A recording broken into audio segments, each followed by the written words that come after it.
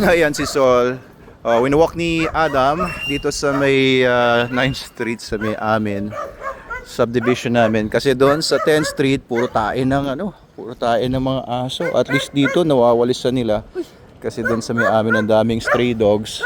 At least dito may mga dogs. Oh, ang cute ng mga dogs. Ha, ganyan dapat, 'di ba? Kapag ang aso ninyo nakalagay lang sa loob ng bakuran, safe sila. Oh, cute nila, oh, safe nila, 'di ba? Or pag ilalakad ninyo yung aso ninyo, kagaya nito, nakatali. Or man lang, ayan, merong tali yung aso ninyo. Okay din naman yan, nasa loob siya ng bakuran. Very good yan. Meron siyang shelter kapag umuulan. Mas mahaba-haba naman yung tali niya. Wag lang sana yung tali na bakal yung nasa leeg. Ay, eto, pag bakal yung nasa leeg, nakakasugat yan. Oo, sana yung owner nito ay mapanood dito. Wag po dapat po sana collar niya ay leather o kaya yung plastic or nylon. Kagaya nung kay Sol, ayan o. Di nakakasugat yan sa leeg niya.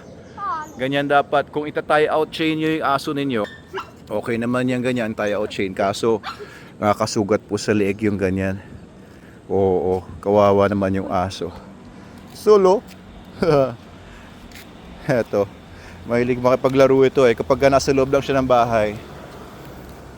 Pag nasa loob siya ng bahay ay kinakahul-kahulan niya yung mga askal o asong kalye na naglalakad sa labas. Sige, lakad mo nga siya doon. Tingnan natin kung paano maglakad si Sol. Sige na, lakad ka lang doon tapos balik ka dito. Oo nga, hindi nga. Papanoorin nga kita, i-video nga kita i-video nga kita, titingnan ko kung tama yung paglalakad mo. Go! Alertong-alerto yung tindig ni Sol. Ganda na ng tindig niya. Dati kasi parang kukuba-kuba siya. Yung bagong dating siya, sobrang payat niya. Ngayon, maskulado na siya. Hindi ko naman siya pinapataba masyado na, alam niyo yon, yung masyadong parang barilis na. Hindi po maganda yon kasi nagkakasakit din po yung mga aso kapag sila ay mataba. Ito medyo slightly thin siya, pero hindi naman siya thin. Slightly thin, pero dahil ganyan ang katawan niya, kayang-kaya niya yung katawan niya, pumanik panaog doon sa stairs namin. Ha? Daming insekto? Oo, paghapon talaga. Ay, yan laking aso. Laking aso. Pero makita nyo dito, teka. Yung kanyang thighs, ayan kapal na ng mga thighs niya. Kikiliti siya Kikiliti si Sol. Ayan.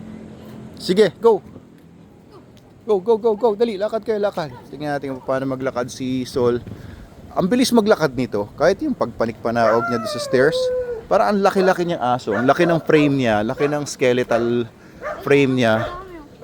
Oo. Laki ng skeletal frame niya. Pero ang bilis niyang gumalaw. Nakita ko kasi yung mga ibang asong mga ganito. Yung mga molosser type dogs. Pagka maglakad parang ang bigat-bigat. Mukhang maskulado nga naman pagka parang ang bigat-bigat ng katawan. Pero mas gusto ko to maliksi. Sige. Ako na nga. Sige, ako na maglakad. Yan, dami mong ako maglalakad. Good boy.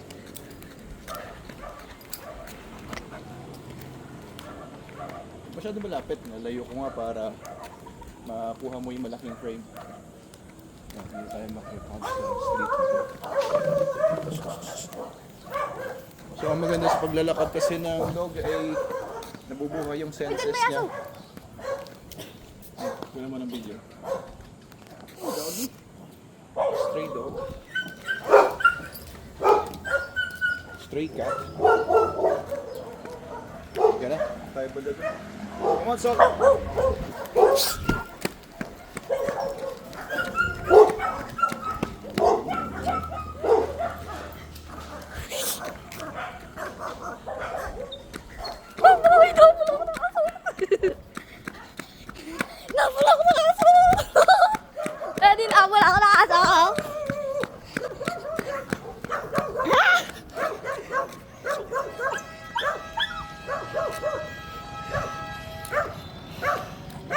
Dinabol ako ng aso. Nabol ka?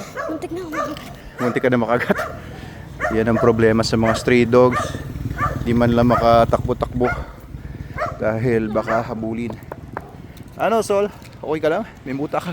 Alas may muta ni Sol. Yan, para mag-build siya ng muscle. Takbo pa kami. Takbo tayo, Sol. Come on, Sol. Come on, Sol, come on. Teka. Go, Sol. Go.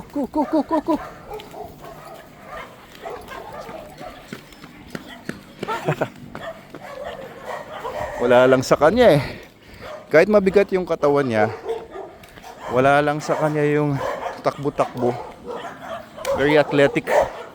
Very athletic itong Cane Corso na ito. Sol. Pwede ito mga aso na yun, no? German Shepherd yata.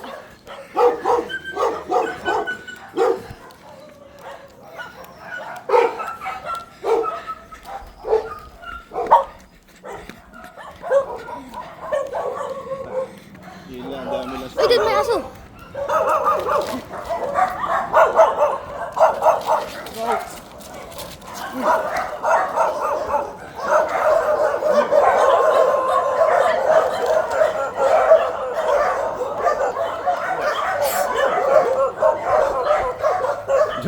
Uy, may aso doon!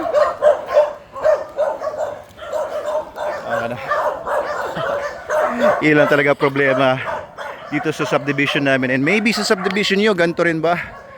Hindi ka makapag-walk ng aso mo ng in peace. Daming stray dogs. Kasi tayo sa kay court. Okay lang sana kung nasa loob ng bakuran. San? Ay nako. San? Okay, uwi na tayo. Makalipat na nga sa Forbes Park. Gusto mong lumipat sa Forbes Park?